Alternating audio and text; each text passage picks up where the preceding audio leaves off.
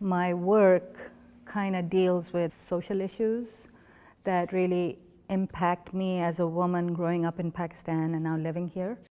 And the reason why I named it Intersections was because it sort of crosses boundaries in multiple ways, materials, light and dark, female and male.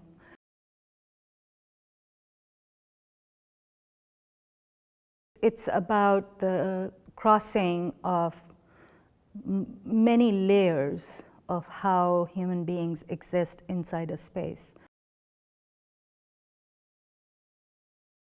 The inspiration came when I was visiting the Alhambra.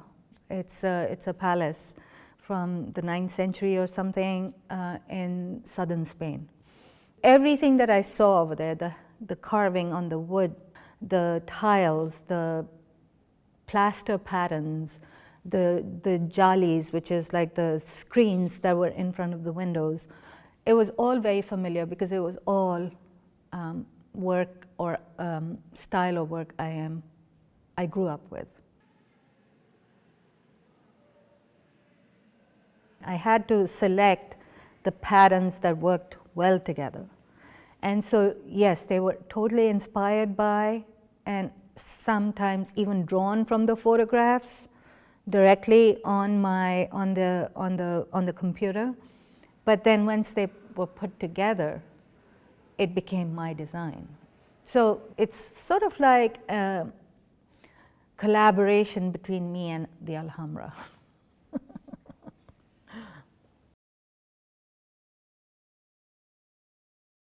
I like work that kind of creates some kind of poetry. Even though I'm not very interested in reading poetry, but I am interested in seeing poetry visually.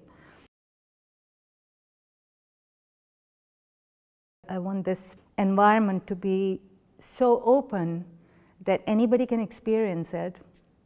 And while they're experiencing it, they may allow themselves to rise above the fray, so to speak.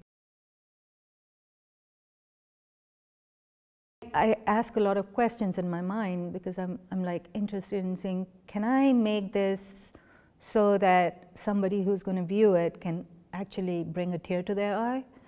And it's not that that's my intention always. Like, I don't want people to weep inside the space, but I'm interested in bringing emotion to an art experience. So if you can present a scenario to people where they can feel the hope and the love and rise above it, they will bond.